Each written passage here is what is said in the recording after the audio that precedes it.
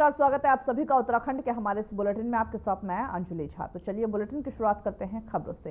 प्रदेश की धामी सरकार के कार्यकाल को 3 साल पूरे हो चुके हैं। इस अवसर पर प्रदेश भर में कार्यक्रम आयोजित किए गए। वहीं प्रधानमंत्री नरेंद्र मोदी ने भी सीएम पुष्कर सिंह धामी को बधाई दिया है। सोशल मीडिया पर सीएम धामी ने पीएम मोदी का पत्र साझा किया है। पीएम मोदी ने लिखा है, उत्तराखंड के कर्मठ और ऊर्जावान मुख्यमंत्री पुष्कर सिंह धामी के नेतृत्व में राज्य सरकार के सफलतापूर्वक 3 वर्ष पूरे होने की प्रदेशवासियों को बधाई। मुझे खुशी है कि अपनी विरासत के साथ गर्व के जो भाव हैं उसी के साथ आगे बढ़ता हुआ उत्तराखंड आज विकास के नए आयाम गढ़ रहा। आज से 25 वर्ष पूर्व जिस विकास और पहचान को स्थापित करने के लिए उत्तराखंड के लिए गठन हुआ था, आज राज्य उस दिशा में तेजी से अग्रसर है। वही सीएम धामी ने आभार जताते हुए यह भी लिखा है कि सेवा, सुशासन और विकास को समर्पित हमारी सरकार के 3 वर्ष पूरे होने के अवसर पर आदरणीय प्रधानमंत्री नरेंद्र मोदी द्वारा दी गई शुभकामनाएं हेतु समस्त प्रदेशवासियों की ओर से हार्दिक आभार। आपने कुशल नेतृत्व, मार्गदर्शन और उत्तराखंड के प्रति विशेष लगाव दिखाया है, जिसके फलस्वरूप ये आज रिजल्ट आया है और प्रदेश में विकास के नए आयाम गढ़ रहा। सशक्त और समृद्ध उत्तराखंड की परिकल्पना को साकार करते हुए हमने शिक्षा, रोजगार, स्वास्थ्य, बुनियादी ढांचे, परिवहन और पर्यटन सहित जो सभी क्षेत्र हैं उसमें राज्य को आत्मनिर्भर और सशक्त बनाने की दिशा में ठोस कदम उठाए हैं। धन्यवाद प्रधानमंत्री जी।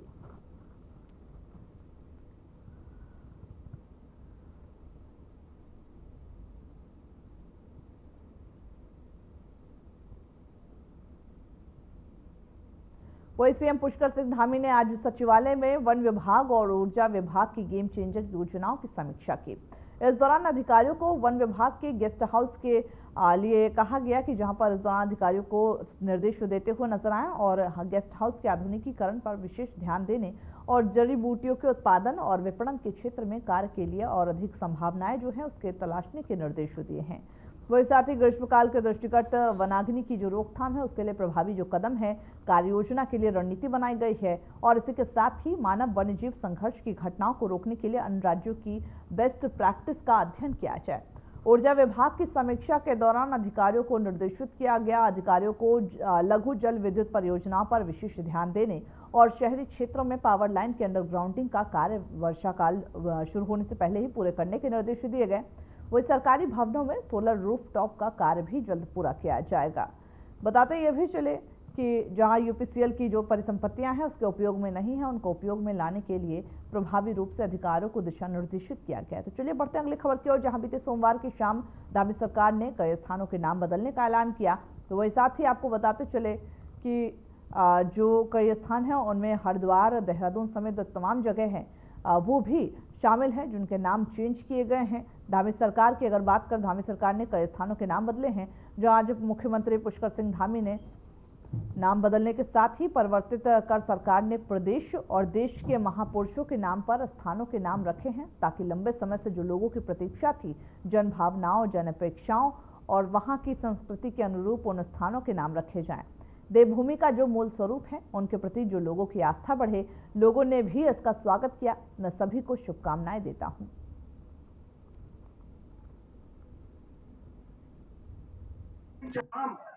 बातें वो लगातार कि जन भावनाओं के अनुरूप, जन अपेक्षाओं के अनुरूप, वहाँ की संस्कृति के अनुरूप और देवभूमि के मूल स्वभाव के साथ उन स्थानों के नाम रखे जाएं और जो देवभूमि का मूल स्वरूप है उसके प्रति लोगों की आस्था बढ़े, श्रद्धा बढ़े।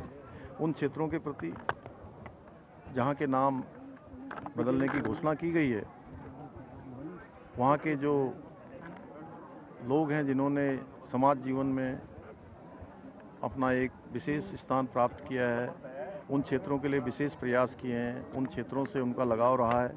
महापुरुषों के नाम, देवी देवताओं के नाम या देश के आंदोलन में, देश के स्वतंत्रता के आंदोलन में उनका नाम रहा है, ऐसे नामों को रखने के लिए घोषणा की गई है।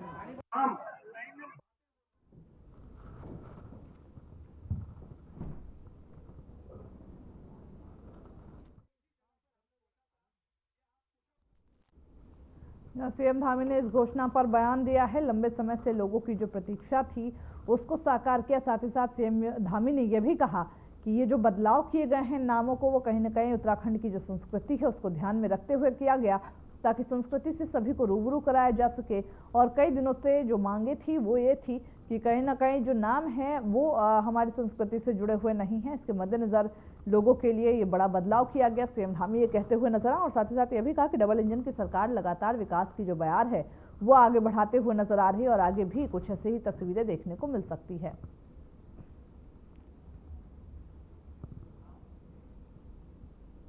वही पावन चैत्र नवरात्रि के दौरान आज सीएम पुष्कर सिंह धामी ने पंचमुखी हनुमान मंदिर के हनुमान जी के दर्शन किए, जहां सीएम धामी ने लिखा कि पावन चैत्र नवरात्रि और मंगलवार के शुभ अवसर पर आराघर यानी कि देहरादून स्थित पंचमुखी सुंदुरिया हनुमान पंचायती मंदिर में श्री राम भक्त हनुमान जी, मां दुर्गा और देवादिदेव महादेव के दर्शन और पूजन का सौभाग्य प्राप्त हुआ। ईश्वर से समस्त प्रदेशवासियों के लिए सुख और समृद्धि की कामना करता हूं। वही साथ ही साथ यह भी कहा कि उत्तराखंड के विकास की भी इस दौरान कामना करता हूं। सीएम धामी जहां पहुंचे थे और पंचमुखी हनुमान के दर्शन करते हुए नजर आए।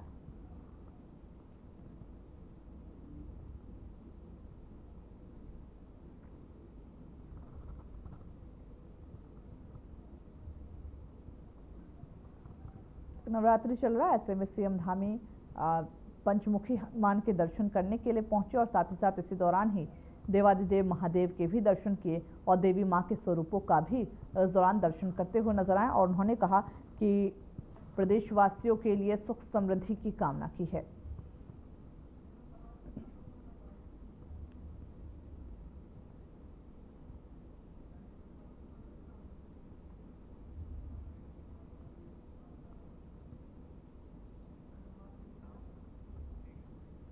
उत्तराखंड के मुख्यमंत्री पुष्कर सिंह धामी ने राज्य के 4 जिलों में विभिन्न स्थानों के नाम बदलने का ऐतिहासिक फैसला लिया। इस बदलाव के तहत रुड़की नगर निगम के आसफ नगर गांव का नाम अब देवनारायण नगर रखा गया है, जिसे स्थानीय लोगों ने अत्यधिक सराहा है। वही गांव वासियों ने इस फैसले को जनभावना और भारतीय संस्कृति के अनुरूप बताया। विधायक प्रदीप बत्रा ने भी मुख्यमंत्री के इस निर्णय का स्वागत किया। उन्होंने कहा कि अकबर के समय से यह चला आ रहा है। आसफ नगर नाम अब बदलकर देवनारायण नगर हो गया है और यह बदलाव लंबे समय से गांव वासियों की मांग थी। उन्होंने इस फैसले को सही दिशा में एक महत्वपूर्ण कदम बताया।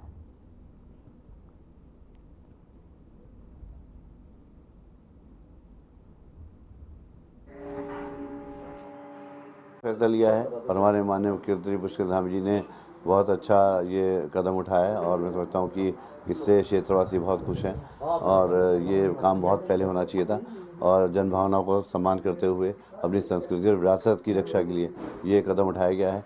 तो मैं धन्यवाद करता हूँ माननीय मुख्यमंत्री जी का और मैं समझता हूँ कि इसको धर्म से ना जोड़ें, धर्म से जोड़ के देश से जोड़ें, क्योंकि हमारे जो शहीद हुए हैं, हमारी महान विभूति हुई हैं, जो क्रांतिकारी हुए हैं, उनके नामों पर ये नाम रखे गए हैं ताकि जनता याद करे कि हम आज जो खुली हवा में सांस ले रहे हैं, जो आज़ादी मिली है वो किन शूरवीरों की वजह से मिली है।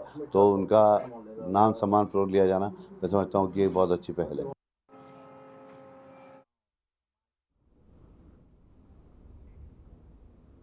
वही अल्मोड़ा में कांग्रेस के वरिष्ठ नेता और पूर्व सांसद प्रदीप टमटा ने भाजपा सरकार के 3 साल के कार्यकाल पर सवाल उठाया है। उन्होंने निशाना साधते हुए यह आरोप लगाया कि भाजपा सरकार के दौरान खनन माफिया पूरी तरीके से हावी हो गए हैं और नियमों की धज्जियां उड़ा रहे। अवैध खनन के चलते माफियाओं द्वारा गरीबों की जमीनों पर कब्जा किया जा रहा, जबकि सरकारी भूमि पर भी खनन किया जा रहा। टमटा ने यह भी कहा कि सरकार ने स्वास्थ्य और शिक्षा को लेकर के महंगा बना दिया है, वही शराब को सस्ता कर दिया और गांव-गांव शराब की दुकानें खोली जा रही, जिसका विरोध ग्रामीण जनता कर रही। उन्होंने यह भी कहा कि मुख्यमंत्री कुमाऊं से हैं और केंद्र में मंत्री होने के बावजूद इस क्षेत्र की सड़कों की हालत खराब है। टमटा ने भाजपा सरकार के 3 साल को खनन माफियाओं के लिए बेमिसाल और जनता के लिए बेहाल बताया।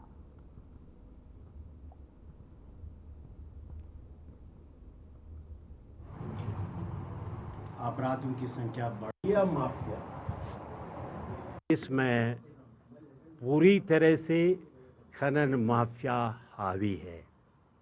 अवैध खनन पर कोई लगाम नहीं है।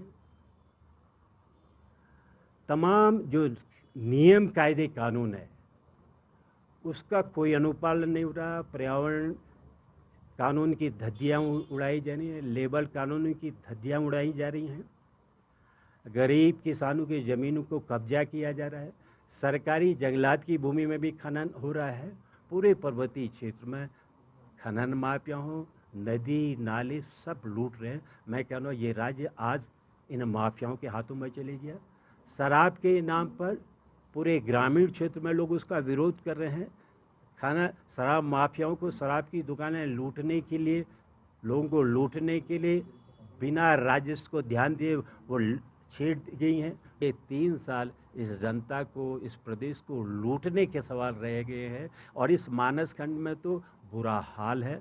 मुख्यमंत्री यहाँ से हैं, यहाँ के सांसद केंद्र में मंत्री हैं, लेकिन हल्द्वानी, अल्मोड़ा, मुंशियारी या तमाम राष्ट्रीय राजमार्ग हैं, उनकी हालत। वो उत्तराखंड में ग्रीष्मकालीन धान पर प्रतिबंध हटाने की मांग को लेकर भारतीय किसान यूनियन के प्रदेश अध्यक्ष जितेंद्र सिंह जीतू के नेतृत्व में किसानों ने प्रदर्शन किया। किसानों ने उप जिलाधिकारी को मुख्यमंत्री को संबंधित ज्ञापन सौंपा है, जिसमें कहा कि पिछले 2 दशकों में किसान ग्रीष्मकालीन धान उगा रहे हैं, जिससे उनकी आर्थिक स्थिति बेहतर हुई है। किसानों ने जिलाधिकारी उधम सिंह नगर द्वारा लगाए गए प्रतिबंध को हानिकारक बताते हुए इस वर्ष धान लगाने की अनुमति देने की अपील की।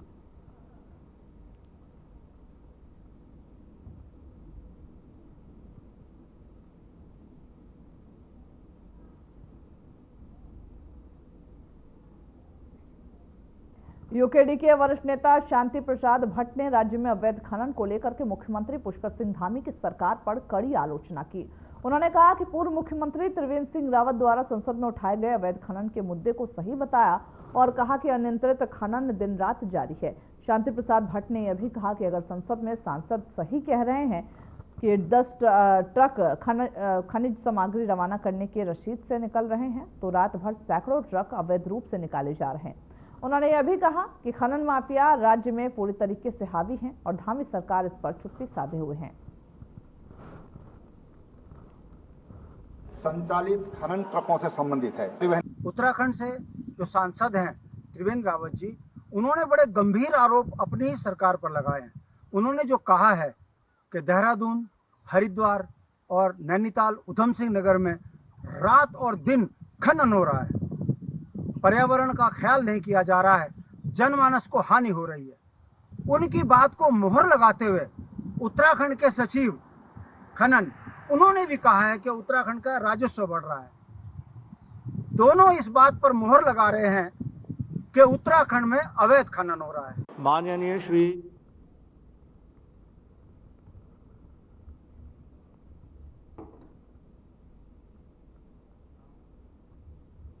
वहीं कांग्रेस प्रदेश उपाध्यक्ष सूर्यकांत धस्माना ने दून अस्पताल पहुंचकर कुट्टू का आटा खाने से बीमार हुए लोगों का हालचाल जाना। उन्होंने मरीजों और उनके परिजनों से स्वास्थ्य की जानकारी प्राप्त की। इस दौरान धस्माना ने यह भी बताया कि चिकित्सकों की मदद से लोगों की जान बचाई गई। यह गंभीर मामला है, प्रदेश में बड़े स्तर पर मिलावटखोरी हो रही। उन्होंने सरकार से दोषियों के खिलाफ सख्त कार्रवाई करने की मांग की है।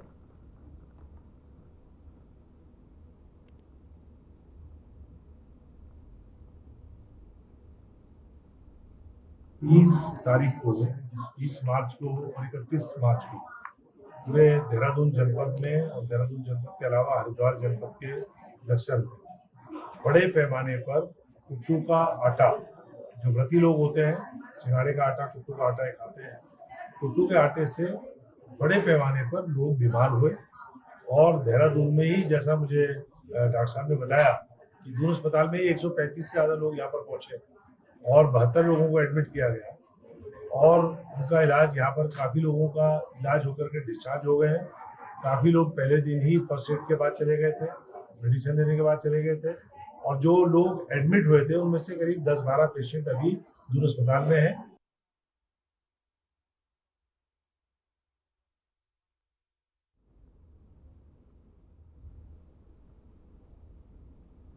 वही आज उत्तराखंड महिला कांग्रेस ने कुट्टू के आटे में मिलावट और अन्य मुद्दों को लेकर के कैबिनेट मंत्री धन सिंह रावत के आवास का घेराव किया।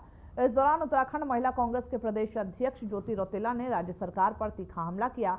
उन्होंने कहा कि प्रदेश में शराब सस्ती और शिक्षा महंगी हो चुकी है। साथ ही साथ यह भी कहा कि LUCC घोटाले में कोई भी कार्रवाई नहीं की गई, जबकि सैकड़ों लोग कुट्टू के आटे में मिलावट से बीमार हो गए हैं।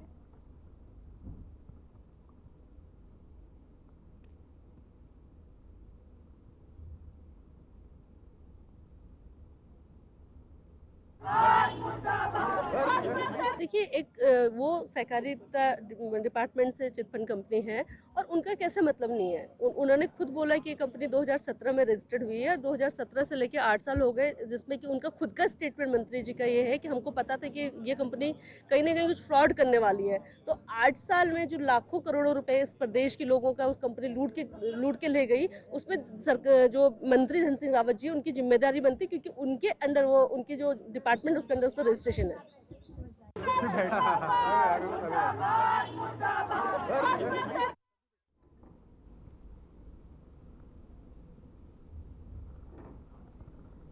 वही जिलाधिकारी संदीप तिवारी ने मंगलवार को जिला आबकारी कार्यालय का औचक निरीक्षण किया। इस दौरान कार्यालय में जिला आबकारी अधिकारी के साथ ही 2 अन्य कर्मचारी कार्यालय से नदारद मिले, जिस पर जिलाधिकारी ने आबकारी अधिकारी के साथ ही अन्य कर्मचारियों के 1 दिन का वेतन काटने और आबकारी अधिकारी के सर्विस ब्रेक करने और साथ ही साथ अन्य कर्मचारियों के वेतन वृद्धि पर रोक लगा दिया।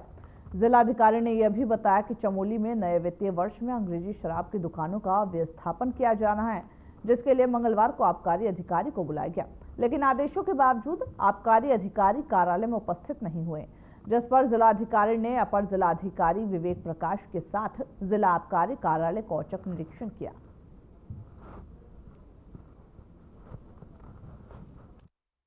को मॉर्निंग में बुलाया गया था ऑफिस में, जो उपस्थित नहीं आए, तो उसके बाद उनके ऑफिस स्टाफ को भी बुलाया गया तो स्टाफ भी नहीं आया।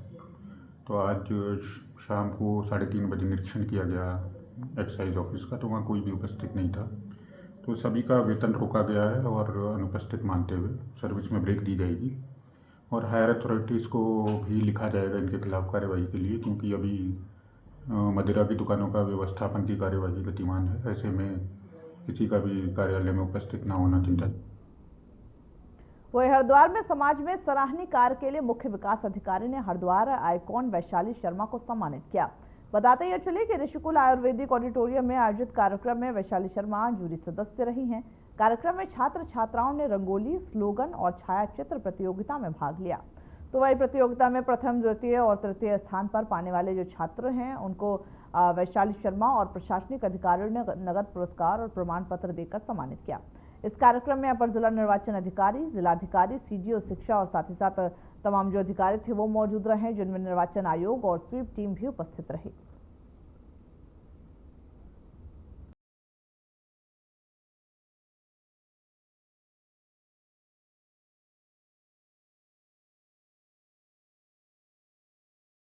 वही पिरान करियर में हेल्थ क्लब की आड़ में चल रहे देह व्यापार का भांडाफोड़ करते हुए पुलिस की संयुक्त टीम ने 4 महिलाओं और 5 पुरुषों को गिरफ्तार किया।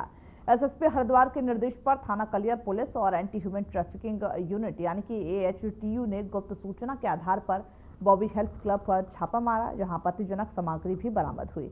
पुलिस का यह कहना है कि यह गिरोह लंबे समय से जिम की आड़ में देह व्यापार कर रहा था और गरीब महिलाओं को पैसे का लालच देकर इस अवैध धंधे में धकेल रहा था। फरार आरोपियों की तलाश जारी है, जबकि जिम संचालक के खिलाफ भी कार्रवाई की जा रही। वही पुलिस ने इस अनैतिक गतिविधि से पवित्र जो धार्मिक स्थल है पिरान कलियर की गरिमा पर पड़ रहे जो प्रभाव है उसको ध्यान में रखते हुए सख्त कदम उठाने की बात कही है।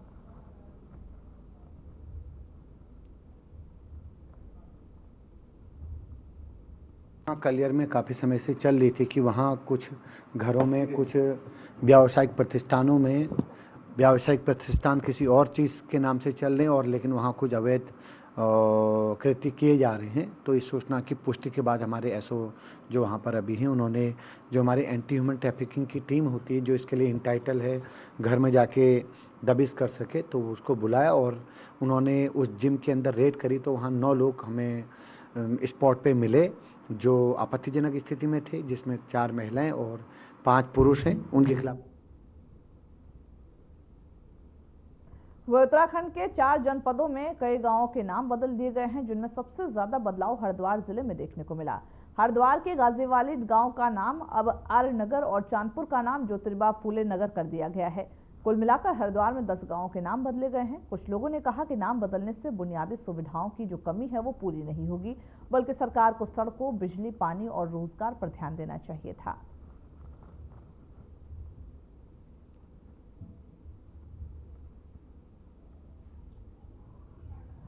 मैं कह रहा हूँ नाम बदल करके कुछ नहीं होगा, नाम बदलने से कुछ नहीं होता है। हमें चाहिए विकास। ये गांव है, बड़ी मुश्किल से ये ग्रामीण क्षेत्र में हम चाह रहे हैं कि इसको सबसे पहले तो कुछ इसको नगर निगम क्षेत्र में इसको लिया जाए।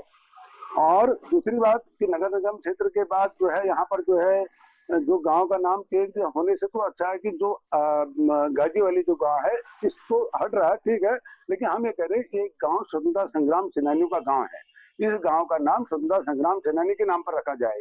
इस गांव का नाम, यहाँ पर प्रगति मूल के लोग बहुत ज्यादा लोग यहाँ पर रहते हैं, इसका प्रगति नगर रख दो या कोई और नाम से सुधा करके और यहाँ के लोगों से पूछा जाए। देखिए, गांव का नाम चेंज होने से लोगों में अति उत्साह है। हमारे गांव गंगा के तट पर बसा हुआ एक प्राचीन गांव है जिसका नाम गाजी वाला हुआ करता था, जिससे लोगों में थोड़ा हीन भावना सी उत्पन्न होती थी। लेकिन यहाँ पर सदानंद जी ने एक गुरुकुल विश्वविद्यालय की नींव भी रखी थी। आर्यनगर हो जाने से, आर्यनगर नाम निकल आने से लोगों में अति उत्साह है और खुशी मना रहे हैं, लोग एक दूसरे को मिठाइयां खिला रहे हैं। इसके उपलक्ष्य में सभी लोग अभी एक हम धामी जी का धन्यवाद करने भी जाएंगे। मैं आपको एक चीज स्पष्ट कर देना चाहता हूँ, ग्राम गाजीवाली स्वतंत्रता संग्राम सेनानियों का गांव है और भारतीय जनता पार्टी की जो सरकार है धाकड़ धामी जी, इन्होंने जो नाम चेंज करने का एक अभियान चलाया है, मैं उससे बिल्कुल कतई सहमत नहीं हूँ। और पूरे गांव में स्वतंत्रता संग्राम सेनानियों के 16 से ऊपर परिवार हैं।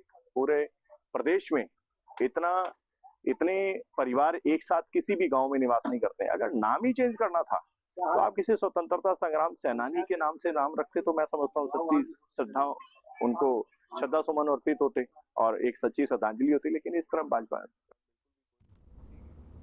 वही हरिद्वार के भगवानपुर में कुट्टू के आटे की गुणवत्ता को लेकर मिली शिकायतों के बाद खाद्य सुरक्षा विभाग, पुलिस और प्रशासन की संयुक्त टीम ने छापेमारी कार्रवाई की। वही टीम ने थोक और रिटेल विक्रेताओं के प्रतिष्ठानों पर सघन निरीक्षण किया और 3 कारोबारियों से आटे के सैंपल लिए, जो अब खाद्य प्रयोगशाला भेजे गए। यदि किसी व्यापारी ने मिलावट या फिर खाद्य सुरक्षा नियमों का उल्लंघन किया तो उसके खिलाफ सख्त कानूनी कार्रवाई किया जाएगा।